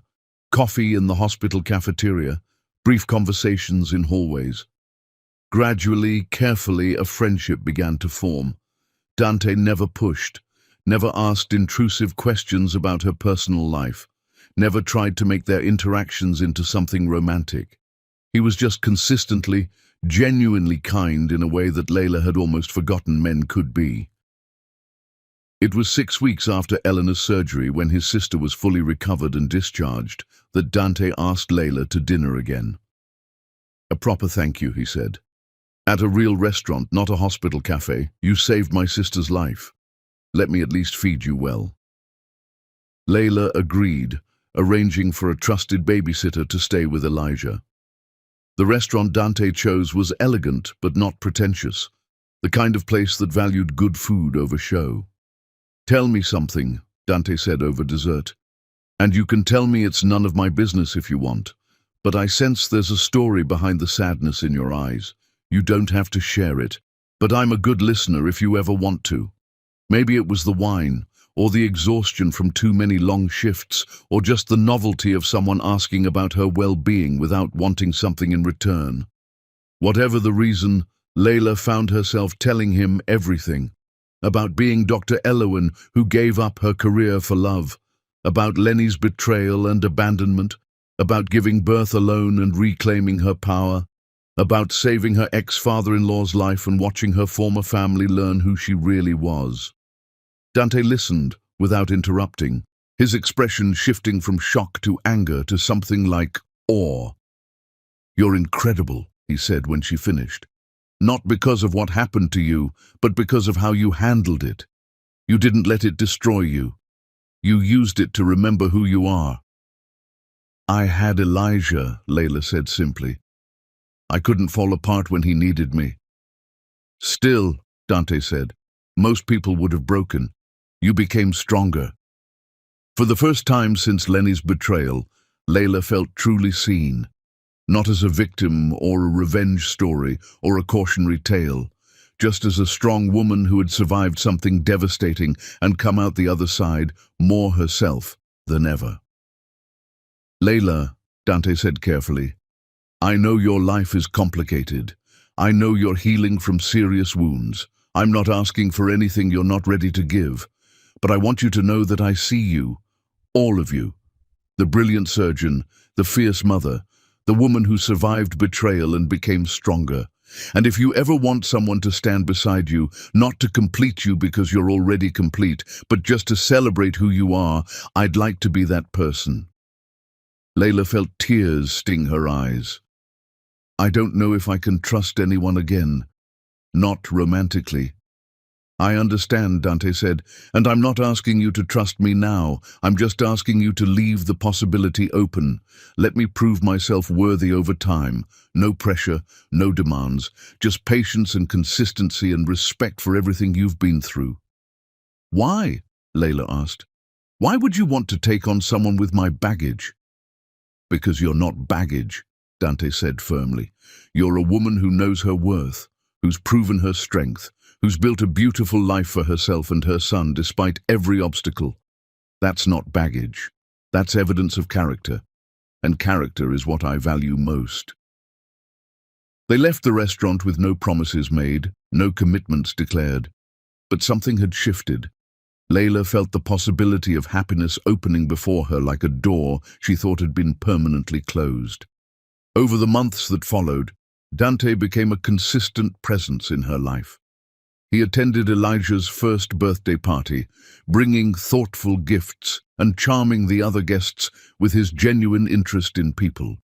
He showed up at the hospital with coffee on mornings when Layla had particularly challenging surgeries scheduled. He sent text messages checking in, never demanding responses but always letting her know he was thinking of her. And slowly, so slowly, Layla barely noticed it happening. Her frozen heart began to thaw. The first time Dante met Lenny was accidental and awkward. Lenny had come for one of his scheduled visits with Elijah, and Dante had arrived to drop off some architectural journals he thought Layla might find interesting. The two men stared at each other in Layla's foyer, tension crackling between them. "You must be Elijah's father," Dante said evenly. "And you must be the new boyfriend," Lenny replied, his tone sharp. "Friend," Layla corrected firmly. "Dante is my friend. Now, Lenny, Elijah is in the playroom. You have 2 hours." After Lenny left with Elijah, Dante turned to Layla with concern. "I didn't mean to complicate things with him." "You didn't," Layla assured him. "Lenny has no say in who I spend time with. That ship sailed when he abandoned me pregnant to marry another woman." "Still," Dante said, "I don't want to make your life harder." "You make my life better," Layla said honestly. "You remind me that there are good men in the world, men who see women as equals, as people worthy of respect and care. Don't underestimate how much I needed that reminder." Dante pulled her into a gentle hug, just holding her, asking for nothing except the privilege of offering comfort. Layla leaned into his warmth and realized something profound. She was healing. Actually, genuinely healing, not just surviving or getting stronger, but allowing herself to be vulnerable again with someone who had earned that trust through consistent kindness. When she pulled back, Dante cupped her face gently. "I'm falling in love with you," he said quietly. "I've been trying not to, giving you space and time. But watching you with Elijah, seeing you save lives, witnessing your strength and grace, I can't help it. You don't have to say anything back. I just needed you to know." Layla looked into his eyes and saw only truth. No games, no manipulation, no hidden agenda, just a good man being honest about his feelings. "I'm not ready to say it back," she admitted. "The last time I loved someone, he destroyed me." "I know," Dante said, "and I'll wait, however long it takes, because you're worth waiting for, Layla Eloan. You're worth everything." As Layla stood in her beautiful home, this space she'd created for herself and her son, with a man who saw her worth holding her gently, she realized that victory wasn't about making Lenny regret his choices. Victory was this: building a life so beautiful that his betrayal became just a chapter in her story, not the whole book. And that chapter was finally, mercifully, coming to a close. Chapter 9. The Kingdom Falls. The summons came on a random afternoon while Layla was reviewing patient files in her office. Lenny's father wanted to see her, not at the hospital, not for a medical consultation, but at his home. He had something important to discuss with his entire family present, and he specifically requested Layla's attendance. "You don't have to go," Dr. Harrison said, when she told him about the request. "You fulfilled every medical obligation to that family." "I know," Layla said, "but I'm curious, and maybe it's time for some final closure." She arranged for Dante to watch Elijah, giving him a key to her house with a trust that still felt new and fragile, but increasingly right. "Are you sure you want to do this alone?" Dante asked as she prepared to leave. "I could come with you. Moral support." "I need to face them alone," Layla said. "But thank you for offering, for being exactly who you are." The Leopold family mansion was as imposing as she remembered, all elegant architecture and manicured grounds. A butler answered the door and led her to the formal living room where the entire family had gathered. Lenny's father sat in a high-backed chair, looking healthier than he had in months. His wife sat beside him, her expression nervous. Lenny stood by the window, his brothers and their wives arranged around the room, like actors in a play awaiting their cues. "Dr. Eloan," the old man said, rising slowly with the help of a cane, "thank you for coming." "What is this about?" Layla asked, remaining standing near the door, ready to leave if needed. "This is about justice," Lenny's father said, "and accountability. Please, sit." Layla perched on the edge of an armchair, her posture perfect, her expression neutral. The old man looked around at his family, his gaze settling on each of them with something like disgust. "I've gathered you all here because I've made several decisions, and you needed to hear them together.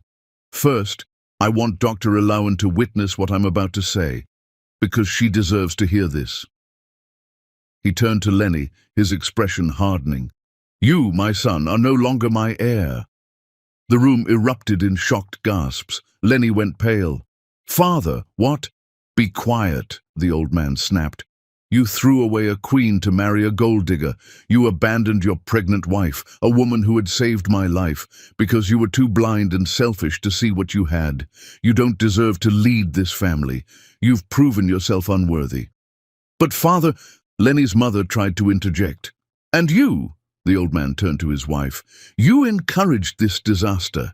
You judged Dr. Eloan by her pedigree instead of her character. You spat at her feet while she was pregnant with your grandchild. I'm ashamed to call you my wife." Lenny's mother burst into tears, but the old man wasn't finished. "I've been doing some soul-searching since my surgery, thinking about the man I want to be in the years Dr. Eloan has given me, and I've realized that this family has lost its way. We've valued status over character, appearances over substance. We destroyed something beautiful and pure because we couldn't see past our own prejudices." He looked at Layla, his eyes shining with unshed tears. "Dr. Eloan, you saved my life twice, once with your surgical skills, and once by showing me how hollow my values had become. You gave me years I don't deserve, years I should have spent being a better man. I can't undo the past, but I can change the future." "What are you saying?" Lenny asked, his voice shaking. I'm saying that my primary heir is now Elijah, the old man announced.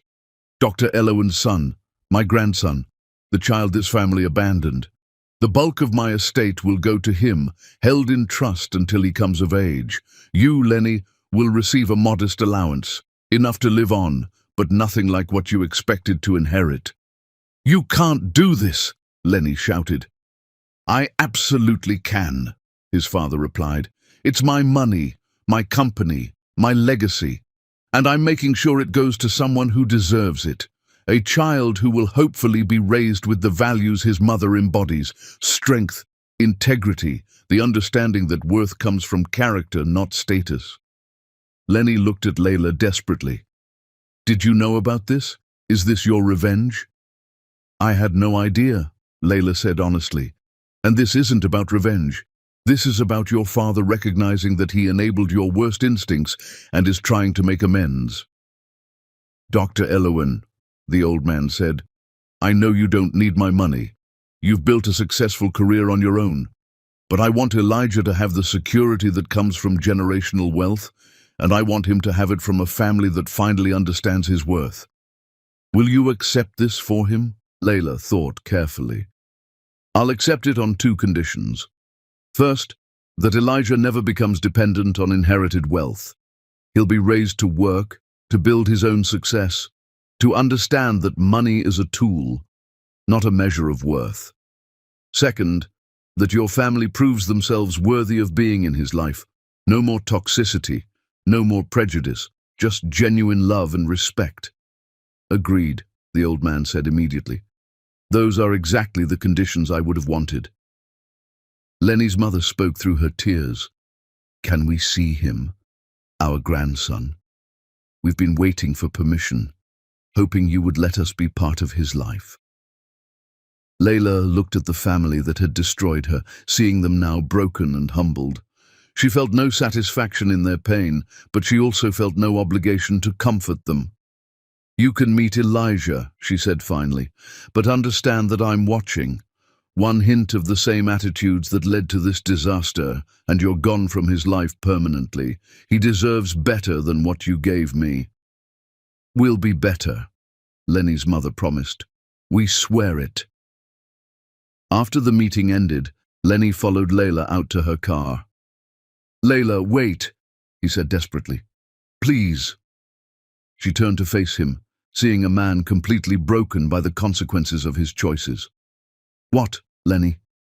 I've lost everything, he said. My inheritance, my family's respect, the woman I loved. Our son barely knows me. Was it worth it? Was Thea worth all of this? You know she wasn't, Layla said quietly. But here's what you need to understand, Lenny. This isn't about whether Thea was worth it.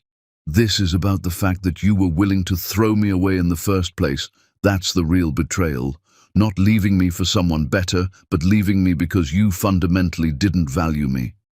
I see that now, Lenny said, tears streaming down his face. I see it so clearly. You were everything, and I was too stupid to realize it. Yes, you were, Layla agreed. But you know what? I'm grateful. If you hadn't left me, I never would have remembered who I was. I never would have reclaimed my power.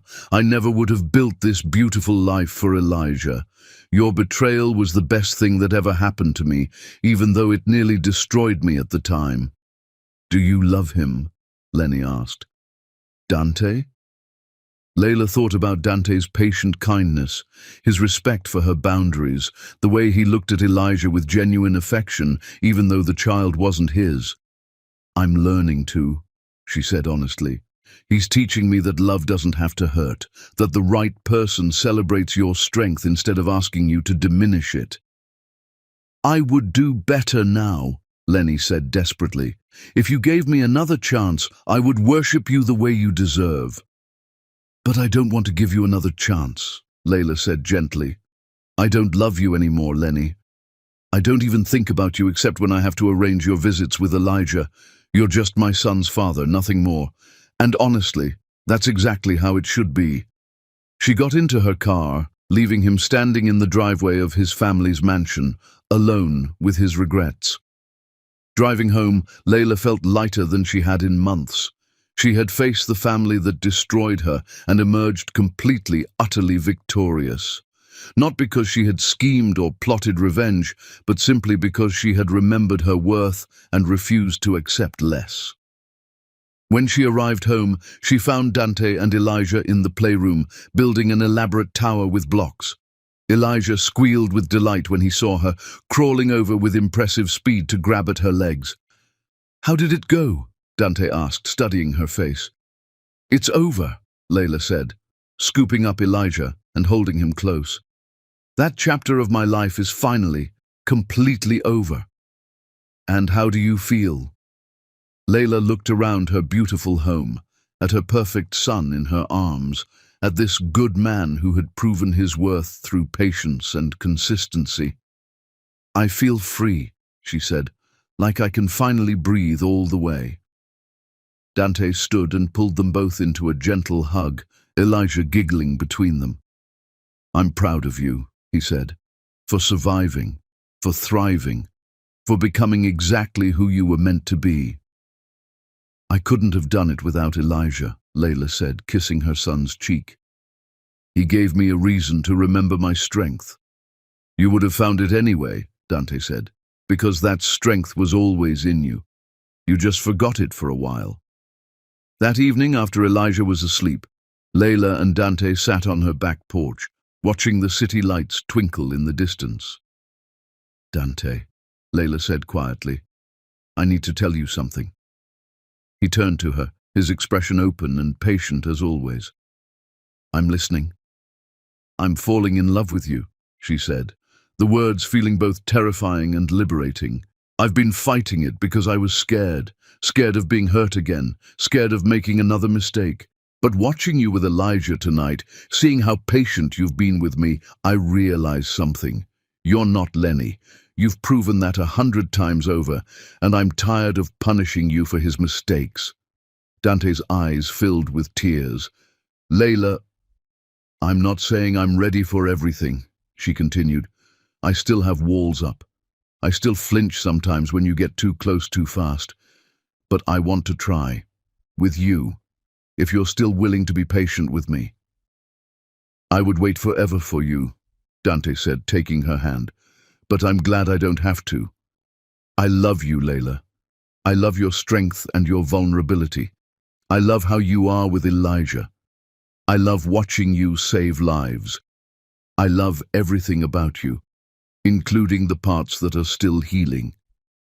They sat together in the peaceful darkness, hands intertwined, two people who had found each other through pain and proven that healing was possible when met with genuine love. Inside, Elijah slept peacefully, unaware that his mother had just taken the final step toward truly moving forward, unaware that the broken woman who had given birth to him alone was now whole again, stronger and more herself than ever before. The Leopold family's fall from grace was complete. Lenny's inheritance stripped away, his father's respect lost, his family's name tainted by their own cruelty coming back to haunt them. But Layla wasn't thinking about their downfall anymore.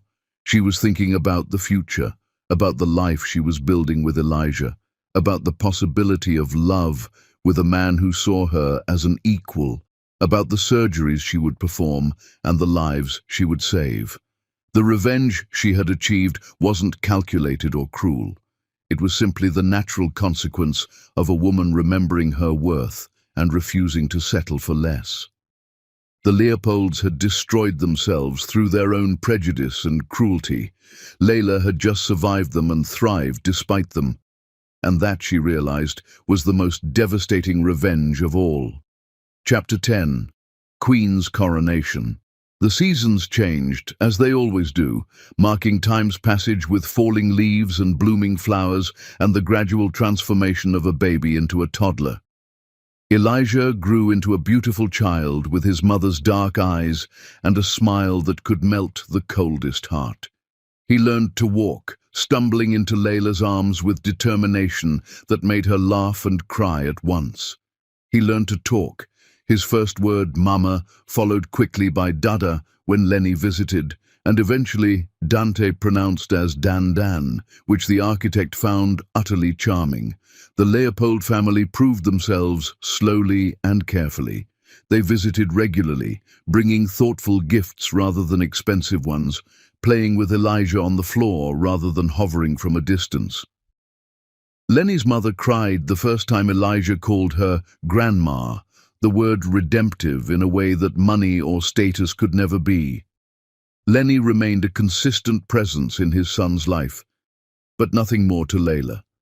He had accepted his reduced role with the quiet dignity of a man who understood he had no right to ask for more. Sometimes Layla caught him watching her with Dante, his expression unreadable but tinged with the kind of regret that time couldn't erase. Dante had become essential to Layla's life in ways she hadn't anticipated. He picked Elijah up from daycare when her surgeries ran late. He cooked dinner in her kitchen, filling her home with laughter and the smell of good food. He held her after difficult days when patients didn't survive despite her best efforts, offering comfort without trying to fix what couldn't be fixed.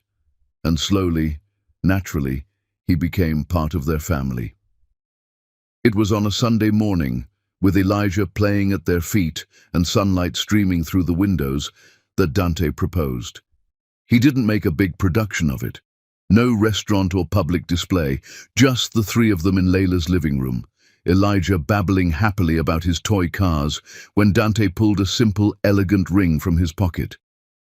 "Layla," he said quietly, dropping to one knee. "I love you. I love Elijah. I love the life we've built together. I know you were hurt before.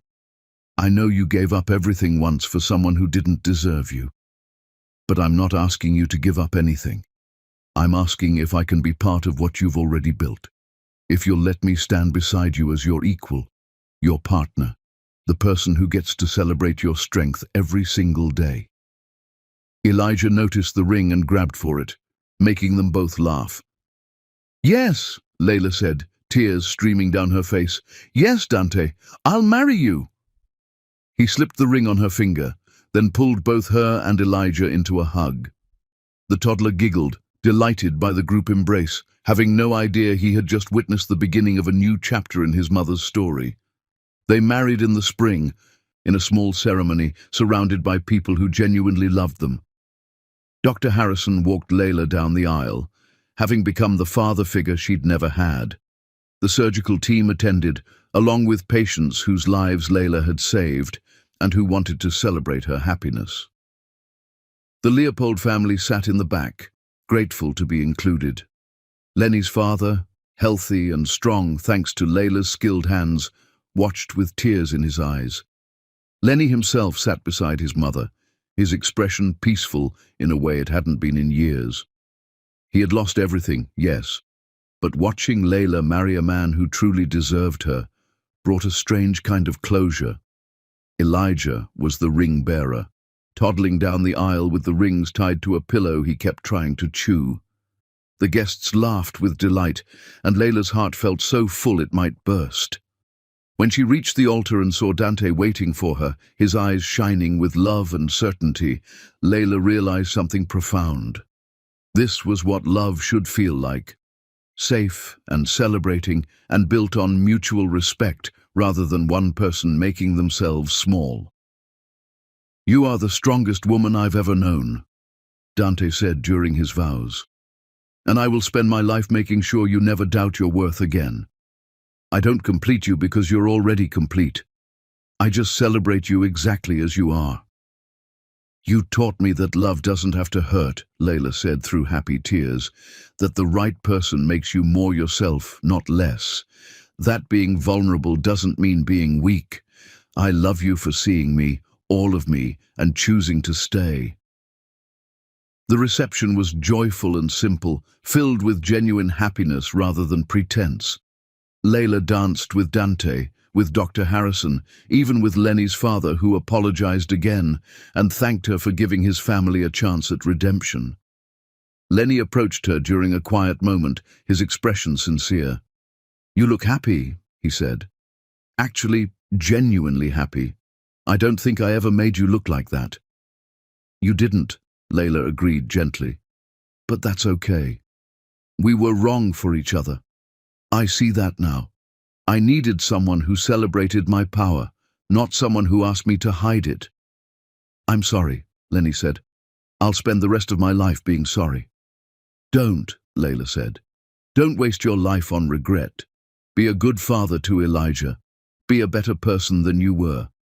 That's the only apology I need. He nodded, understanding that this was their final closure. The end of what they had been to each other and the acceptance of what they would be going forward. Co-parents. Nothing more.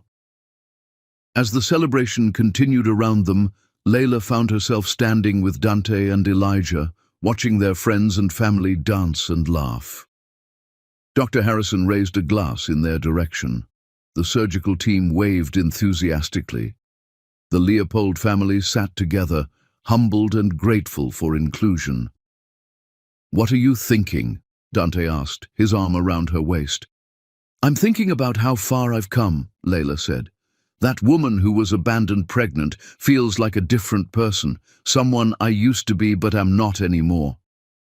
She's still part of you, Dante said, just the wounded part that healed into something stronger. Elijah tugged on Layla's dress, demanding to be picked up. She lifted him easily, settling him on her hip, this beautiful child who had saved her by giving her a reason to save herself. Mama happy? Elijah asked, with his limited toddler vocabulary. Yes, baby, Layla said, kissing his cheek. Mama is very happy. Over the following years, the story of Dr. Layla Erlowen became legend in medical circles.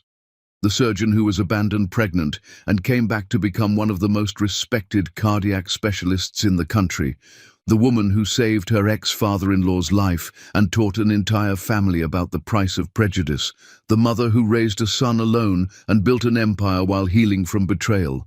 But Layla didn't think of herself as legendary. She was just a woman who had forgotten her worth for a while and then remembered it. A woman who had been broken and chose to heal stronger. A woman who refused to let betrayal define her story. She continued performing surgeries that other doctors deemed impossible, saving lives with hands that a man once deemed unworthy. She raised Elijah with Dante's help, teaching their son about strength and kindness and the understanding that worth comes from character, not status or wealth. The Leopold inheritance sat in trust for Elijah, but Layla made sure he understood it was a tool, not a measure of value.